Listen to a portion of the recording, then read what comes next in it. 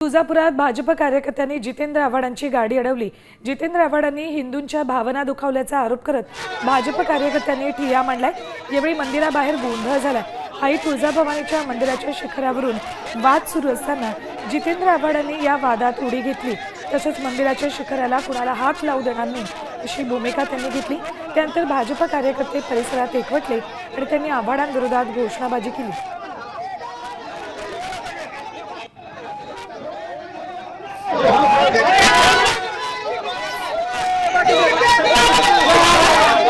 हा पाप आहे। नतमस्तक झालेले माई भवानी समोर नतमस्तक झालेले छत्रपती हे कोणी बघितले?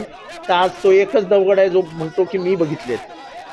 तो जर बोलायला लागला तर अख्ख्या महाराष्ट्राच्या डोळ्यात अश्रू येईल, जग रडायला लागेल। हे नको ते रिपेअरिंगचं काम करायला कशाला पाहिजे? 4.5 फुटाची भिंत आहे, त्या 4.5 फुटाच्या भिंतीला ड्रिलिंग करून ते ड्रिल आतमध्ये घालवलंय। कोण सांगते नको ते काम करायला? त्यांनी ज्या पद्धतीने या ठिकाणी स्टेटमेंट दिले त्याला कुठलाही आधार नाही, कुठलाही त्या ठिकाणी त्यांच्याकडे लेखी पुरावा नाही। त्यांनी सांगावं की कुठल्याही विश्वस्ताने कुठल्या अधिकाऱ्याने असं सांगितलंय की आम्ही मंदिरचं कळस पाडणार आहे किंवा मंदिर त्या ठिकाणी देवीची मूर्ती आपण हलणार आहे, अशा पद्धतीचं कुठंही वक्तव्य किंवा कुठलाही लेखी त्या ठिकाणी पुरावा नसताना त्यांनी जे वक्तव्य केलंय त्याचा निषेध करण्यासाठी आम्ही समस्त शेरवाच्या बसलोय।